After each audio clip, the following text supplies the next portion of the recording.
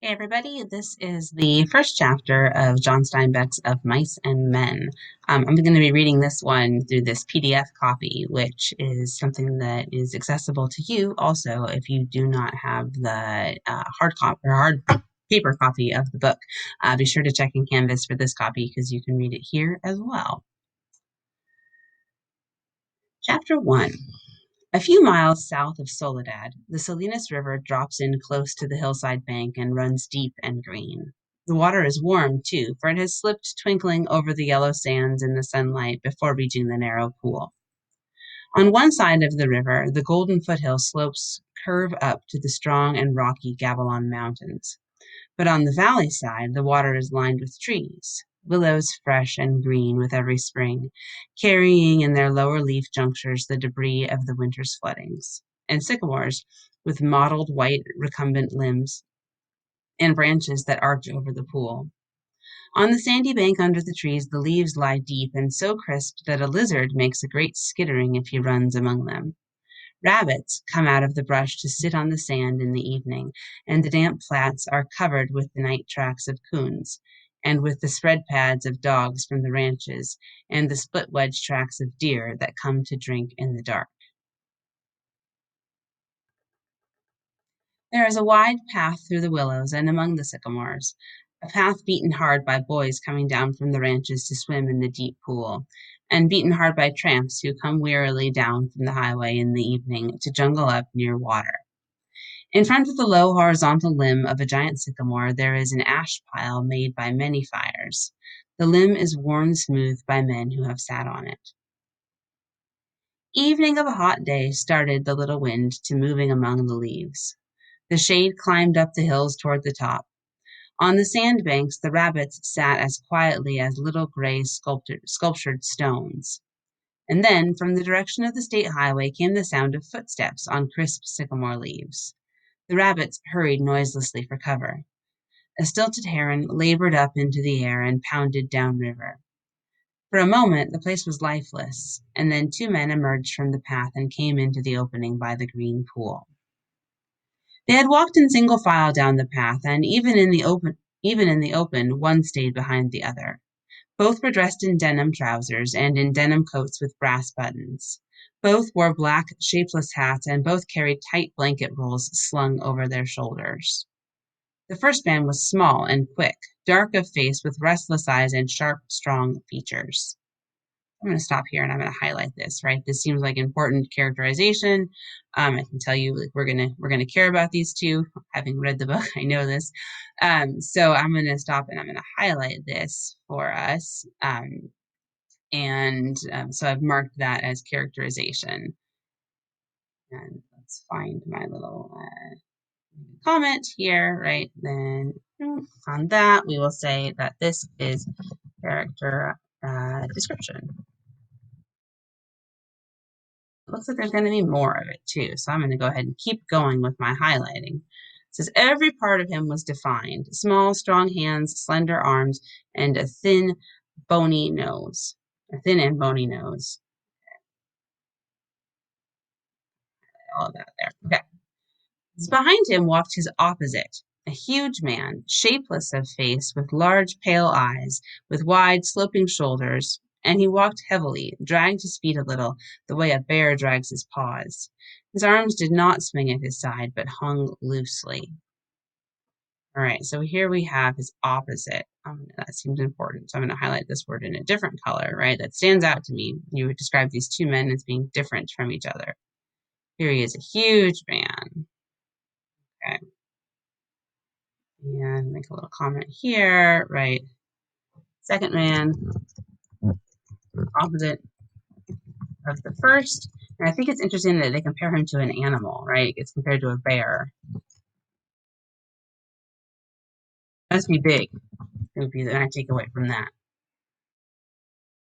The first man stopped short in the clearing, and the follower nearly ran over him. He took off his hat and wiped the sweatband with his forefinger and snapped the moisture off. His huge companion dropped his blanket and flung himself down and drank up the surface of the green pool, drank from the surface of the green pool, drank with long gulps, snorting into the water like a horse. There he is being compared like to an animal again. The small man stopped nervously beside him. Lennie, he said sharply. Lennie, for God's sake, don't drink so much. Lennie continued to snort into the pool. The small man leaned over and shook him by the shoulder. Lennie, you're going to be sick, like you was last night. Lennie dipped his whole head under, hat and all, and then he sat up on the bank with his hat dripping down on his blue coat and ran down his back. That's good, he said. You drink some, George. You take a good big drink. He smiled happily. George unslung his bindle and dropped it gently on the bank. I ain't sure it's good water, he said. Looks kind of scummy. Lennie dabbled his big paw in the water and wiggled his fingers. And then highlight this here, right? Again, big paw. They keep being all these comparisons between Lennie and animals. Wiggled his fingers so the water arose in little splashes. Rings widened across the pool to the other side and came back again. Lennie watched them go. Look, George, look what I done. George knelt beside the pool and drank from his hand with quick scoops. Tastes all right, he admitted. Don't really seem to be running, though. You never ought to drink water when it ain't running, Lennie, he said hopelessly. You'd drink out of a gutter if you was thirsty. He threw a scoop of water into his face and rubbed it about with his hand, under his chin and around the back of his neck. Then he replaced his hat, pushed himself back from the river, drew up his knees and embraced them. Lennie, who had been watching, imitated George exactly. This. All right, it seems important that Lennie copies George.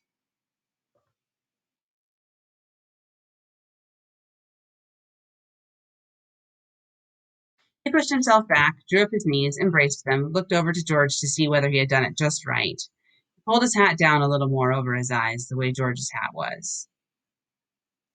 George stared morosely at the water. Morosely means like seriously and kind of like just in a discouraged way.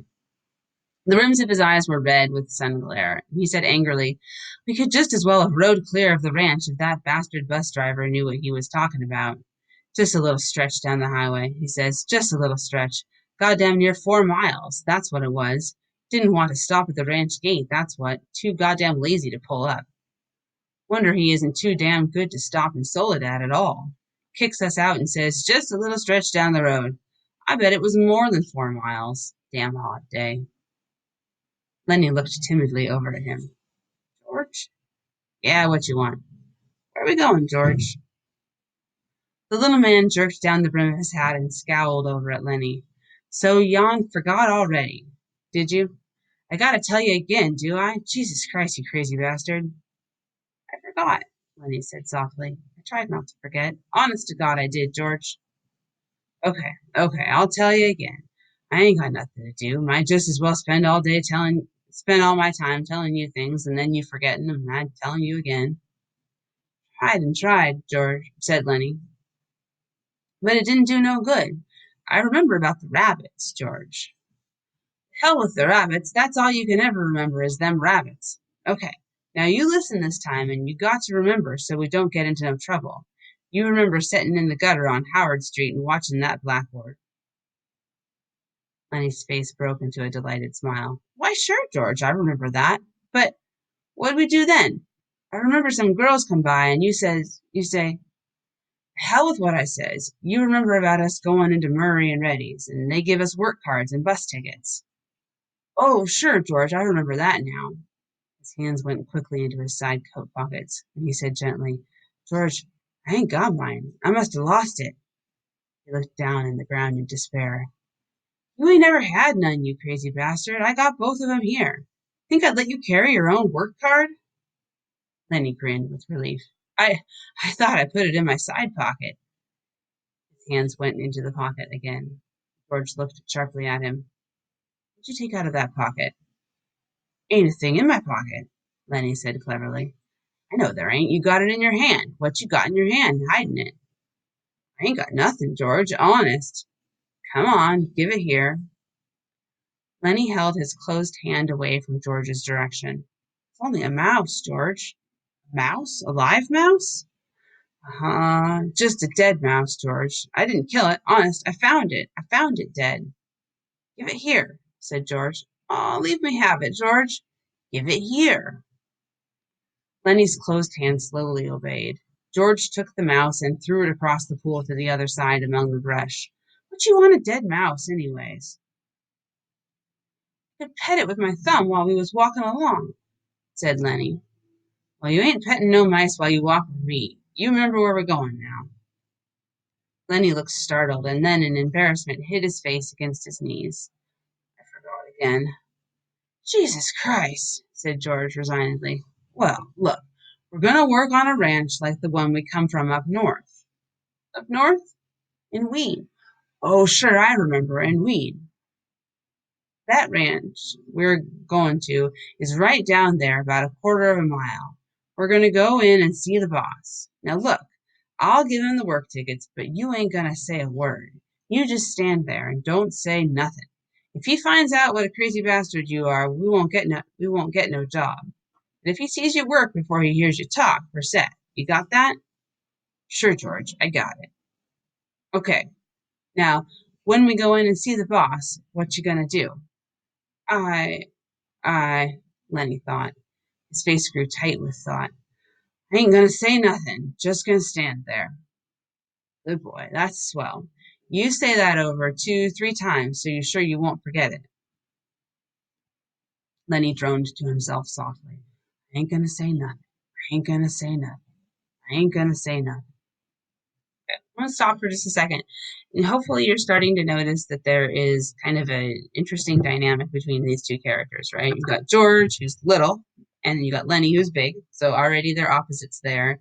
But then they're also really different in how they interact with each other. George is very clearly in charge, right? And he's telling Lennie what to do because Lennie, as you kind of pick up from the way that he talks and the way that he acts, Lennie is not totally mentally competent, right? He needs help from George, right? He needs help with figuring out what they're doing. Lennie forgets things, and then he's got this thing with the mouse in his pocket, which can keep an eye on that because that's gonna be kind of a repeating thing that's going on in this story. Lennie likes to have something soft to pet. He finds it soothing, so that's gonna kind of keep popping up as a issue for Lennie. Okay. "Okay," said George. "And you ain't gonna do no bad things like you done in Weed, neither." Lennie looked puzzled. "Like I done in Weed?" "Oh, so you forgot that too, did ya? Well, I ain't gonna remind you. Fear you do it again." A light of understanding broke on Lennie's face. "They run us out of Weed," he exploded triumphantly. "Run us out, hell," said George disgustedly. "We run. They was looking for us, but they didn't catch us." So I'm gonna drop a little note here. Right? Something happened in Weed. And it seems to have meant that they needed to run because they were being looked for. So what it is that got them in trouble, we want to try and figure that out, right? What got them in trouble, and why did they have to run? Lennie giggled happily. "I didn't forget that, you bet."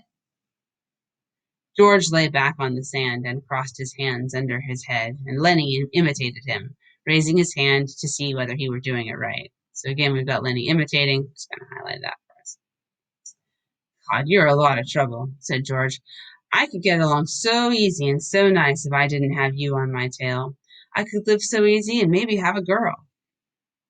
For a moment, Lennie lay quiet, and then he said hopefully, "We're going to work on a ranch, George." "All right, you got that.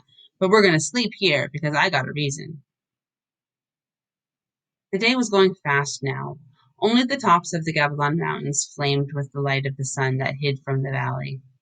That had gone from the valley. Let's see, typo. A water snake slipped along on the pool, its head held up like a little periscope. The reeds jerked slightly in the current. Far off towards the highway, a man shouted something, and another man shouted back. Sycamore limbs rustled under a little wind that died immediately. "George, why ain't we going to the ranch to get some supper?" "They got supper on the ranch." George rolled on his side. "No reason at all for you. I like it here. Tomorrow we're going to go to work. I seen thrashing machines out on the way down. That means we'll be bucking grain bags, busting a gut. Tonight, I'm going to lay right here and look up. I like it. Lennie got on his knees and looked down at George. Ain't we going to have no supper? Sure we are. If you gather up some dead willow sticks, I got 3 cans of beans in my bindle. You get a fire ready. I'll give you a match, and when you get the sticks together, we'll heat the beans and have supper. Lennie said, I like beans with ketchup. Well, we ain't got no ketchup. You go get wood, and don't you fool around. It'll be dark before long. Lennie lumbered to his feet and disappeared in the brush. George lay where he was and whistled softly to himself. There were sounds of splashings down the river in the direction Lennie had taken. George stopped whistling and listened. Poor bastard, he said softly, and then went on whistling again. In a moment, Lennie came crashing back through the brush. He carried one small willow stick in his hand. George sat up. All right, he said brusquely, give me the mouse. But Lennie made an elaborate pantomime of innocence. So, like, he's pretending he doesn't have it, right? What mouse, George? I ain't got no mouse. George held out his hand. Come on, give it to me. You ain't putting nothing over. Lennie hesitated, backed away, looked wildly at the brush line as though he contemplated running for his freedom. George said coldly, You gonna give me that mouse or do I have to sock you? Give you what, George? You know goddamn well what. I want that mouse. Lennie reluctantly reached into his pocket. His voice broke a little. I don't know why I can't keep it. It ain't nobody's mouse. I didn't steal it. I found it lying right beside the road. George's hand remained outstretched imperiously. Slowly, like a terrier who doesn't want to bring a ball to its master, Lennie approached, drew back, and approached again. I really like this description. I think probably because I had a terrier as a child that did not like to give up a ball. So I can really picture like this little dog that's like, oh, I really want to keep that. So I like that. I'm going to highlight it. Oops, did that wrong. Okay. George snapped his fingers sharply, and at the sound, Lennie laid the mouse in his hand. Right. So again, here we're seeing Lennie compared to an animal. George is in charge, and Lennie does what George wants him to do. Wasn't doing nothing bad with it, George, just stroking it. George stood up and threw the mouse as far as he could into the darkening brush, and then he stepped to the pool and washed his hands. You crazy fool. Don't you think I could see your feet was wet when you went across the river to get it? He heard Lennie's whimpering cry and wheeled about. Blubbering like a baby. Jesus Christ, a big guy like you. Lennie's lips quivered and tears started in his eyes. Aw, Lennie. George put his hand on Lennie's shoulder. I ain't taking it away just for meanness. That mouse ain't fresh, Lennie. And besides, you've broken it, petting it. You broke it, petting it. You get another mouse that's fresh, and I'll let you keep it a little while. So this is an important thing here, right? This is the interesting sort of relationship between these two men. That George is looking after him, and sometimes George seems like he's kind of tough on Lennie, right? But he clearly cares about Lennie, right? He says, well, if you find another one that is freshly dead, I'll let you keep it for a little while. So there's this sign that, yes, while George can be tough sometimes, he clearly is sympathetic and cares for Lennie. So George can be tough, but clearly cares about Lennie and wants to. First, you find yourself wondering how it is that these two men ended up together. Why are they traveling together? That will start to come out in the story as we go on. So stick with it. That'll be more apparent. Lennie sat down on the ground and hung his head dejectedly. I don't know where there is no other mouse. I remember a lady used to give 'em to me, every one she got, but that lady ain't here. George stopped. Lady, huh? Don't even remember who that lady was. That was your own Aunt Clara, and she stopped giving 'em to you. You always killed 'em. Lennie looked sadly at him. They was so little, he said apologetically. I'd pet 'em, and pretty soon they bit my fingers, and I pinched their heads a little, and they was dead because they was so little. Okay, so told you, pay attention to Lennie and the mice, right? So I'm going to highlight this just to kind of mark it for future reference. Lennie and the mice keep popping up as an issue, right? You say they're so soft, they're so little, and then ouch, they bit me, and he pinched its head, and like, oops, I killed it. I wished we'd get the rabbits pretty soon, George. They ain't so little. The hell with the rabbits. And you ain't to be trusted with no live mice. Your Aunt Clara give you a rubber mouse, and you wouldn't have nothing to do with it. It wasn't no good to pet, said Lennie. The flame of the sunset lifted from the mountain tops, and dusk came into the valley, and a half darkness came in among the willows and the sycamores. A big carp rose to the surface of the pool, gulped air, and then sank mysteriously into the dark water again, leaving widening rings on the water. Overhead, the leaves whisked again, and little puffs of willow cotton blew down and landed on the pool's surface. You gonna get that wood? George demanded. There's plenty right up against the back of that sycamore, floodwater wood. Now you get it. Lennie went behind the tree and brought out a litter of dried leaves and twigs. He threw them in a heap on the old ash pile and went back for more and more. It was almost night now, and dove's wings whistled over the water. George walked to the fire pile and lighted the dry leaves. The flame cracked among the twigs and fell to work. George undid his bindle and brought out 3 cans of beans. He stood them about the fire, close in against the blaze, but not quite touching the flame. There's enough beans for 4 men, George said. Lennie watched him from over the fire. He said patiently, I like 'em with ketchup. Well, we ain't got any, George exploded. Whatever we ain't got, that's what you want. God Almighty, if I was alone, I could live so easy. I could get a job and work and no trouble, no mess at all. And when the end of the month come, I could take my $50 and go into town and get whatever I want. Why, I could stay in a cat house night. Cat house, that's like a whorehouse, so you know. I talk a lot about those. I could eat any place I want, hotel or a place, and order any damn thing I could think of. And I could do all that every damn month. Get a gallon of whiskey or sit in a pool room and play cards or shoot pool. Lennie knelt and looked over the fire at the angry George, and Lennie's face was drawn with terror. And what I got, George went on furiously, I got you. You can't keep a job, and you lose me every job I get. Just keep me shoving all over the country all the time. And that ain't the worst. You get in trouble. You do bad things, and I gotta get you out of them. I gotta get you out. His voice rose nearly to a shout. You crazy son of a bitch! You keep me in hot water all the time. He took on the elaborate manner of little girls when they are mimicking one another.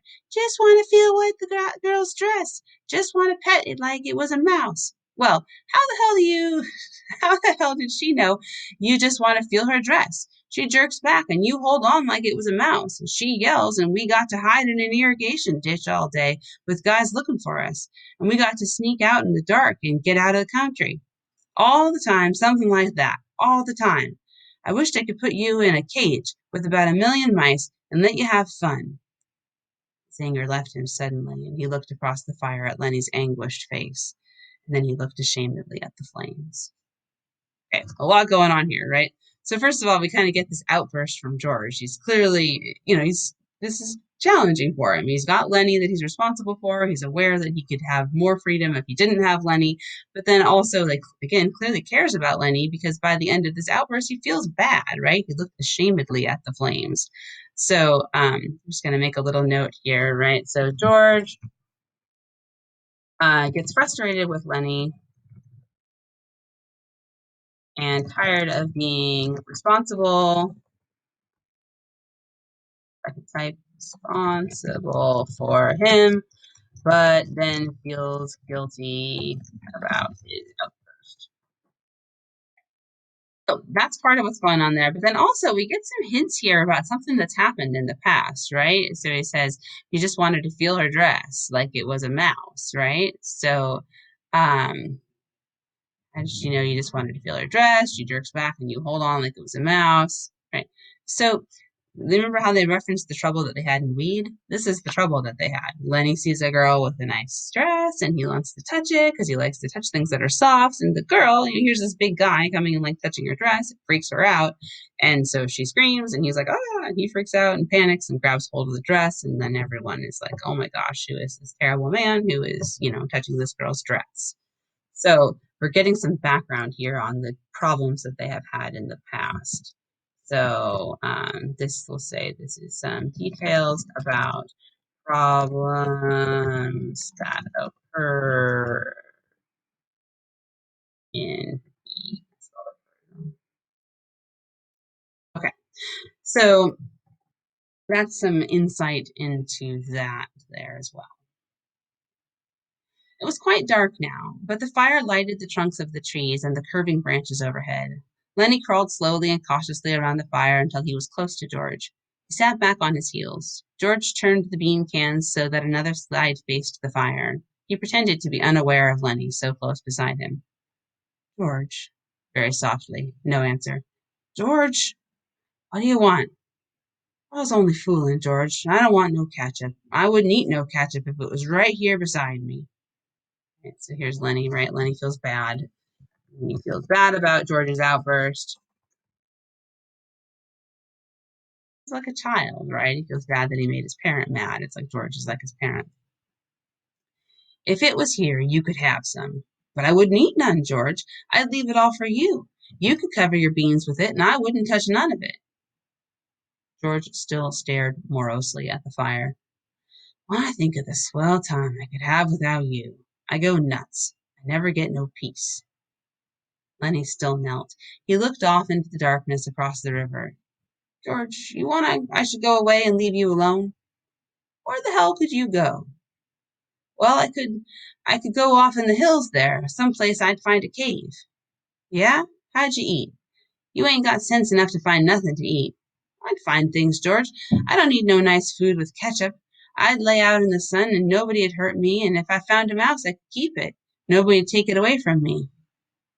George looked quickly and searchingly at him. I've been mean, ain't I? If you don't want me, I can go off in the hills and find a cave. I can go away any time. No, look, I was just fooling Lennie, 'cause I want you to stay with me. Trouble with mice is you always kill 'em. He paused. Tell you what I'll do, Lennie. First chance I get, I'll give you a pup. Maybe you wouldn't kill it. That'd be better than mice, and you could pet it harder. Lennie avoided the bait. He had sensed his advantage. If you don't want me, you only got to say so, and I'll go off in those hills right there, right up in the hills, and live by myself, and I won't get no mice stole from me. George said, I want you to stay with me, Lennie. Jesus Christ, somebody'd shoot you for a coyote if you was by yourself. No, you stay with me. Your Aunt Clara wouldn't like you running off by yourself, even if she is dead. Okay, so again, we're getting some insight into this sort of dynamic between these two, right? That Lennie offers to go off by himself, but George says, no, I want you to stay with me. This is going to be this ongoing tension between them, right? Lennie causes trouble for George. George isn't sure he wants that trouble, but ultimately feels this sense of responsibility for Lennie. And this all kind of ties back to Aunt Clara and all of that. So make a little comment here so we know that this is, we find out some of their relationship to each other, right? Let's see, George feels responsible for Lennie, even though he gets frustrated.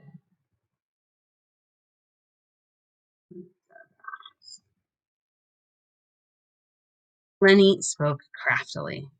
Tell me like you done before. Tell you what, about the rabbits. George snapped. You ain't gonna put nothing over on me.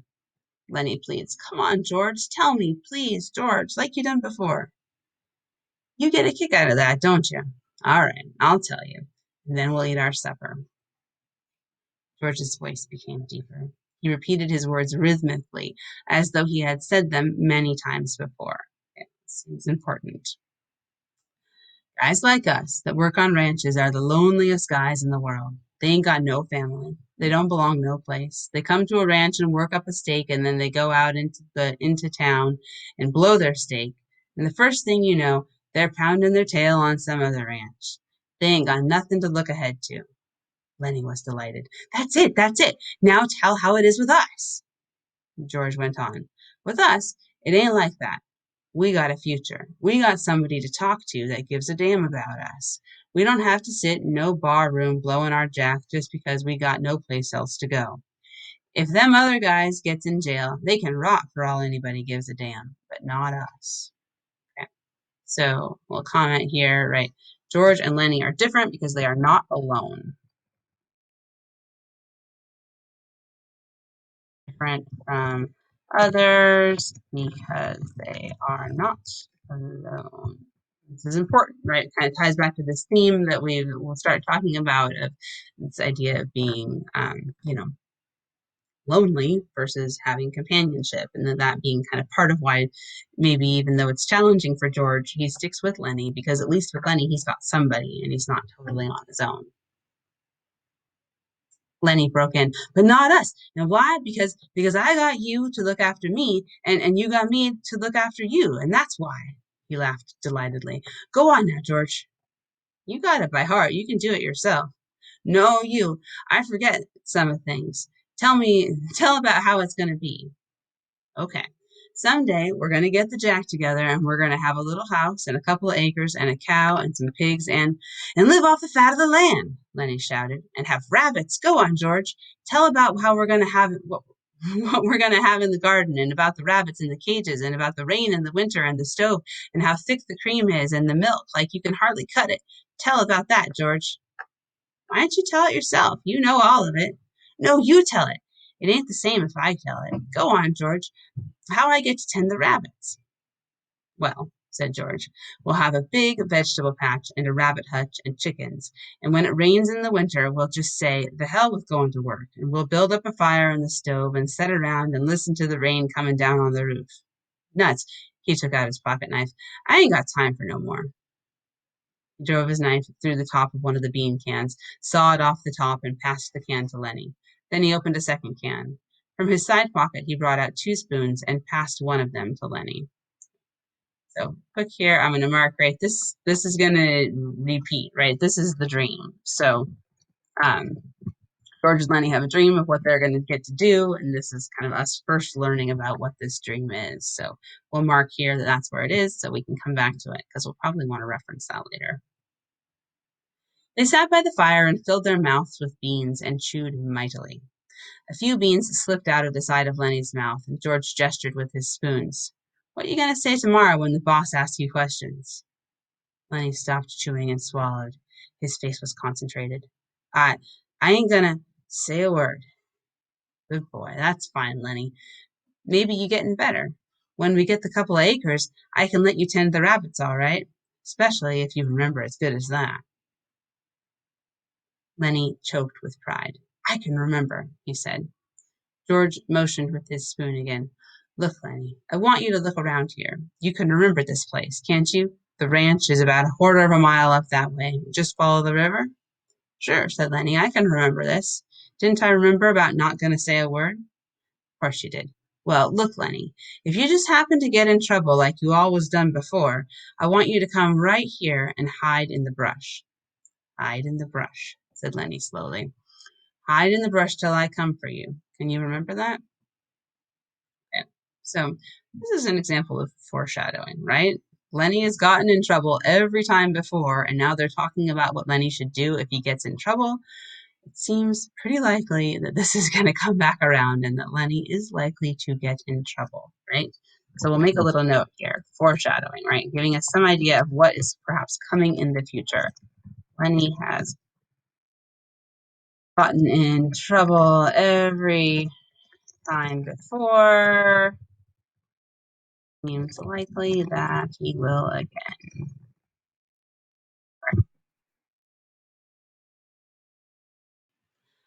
Sure I can, George. Hide in the brush till you come. But you ain't gonna get in no trouble, because if you do, I won't let you tend the rabbits. He threw his empty can off into the brush. I won't get in no trouble, George. I ain't gonna say a word. Okay. Bring your bindle over here by the fire. It's gonna be nice sleeping here, looking up at the leaves. Don't build up no more fire. We'll let it die. We'll let her die down. They made their beds on the sand, and as the blaze dropped from the fire, the sphere of light grew smaller. The curling branches disappeared, and only a faint glimmer showed where the tree trunks were. From the darkness, Lennie called, George, you asleep? No, what do you want? Let's have different color rabbits, George. Sure we will, George said sleepily. Red and blue and green rabbits, Lennie. Millions of 'em. Furry ones, George, like I seen in the fair in Sacramento. Sure, furry ones. 'Cause I can just as well go away, George, and live in a cave. You can just as well go to hell, said George. Shut up now. The red light dimmed on the coals. Up the hill from the river a coyote hammered, and a dog answered from the other side of the stream. And the sycamore leaves whispered in the little night breeze. All right, we'll stop there at the end of chapter 1.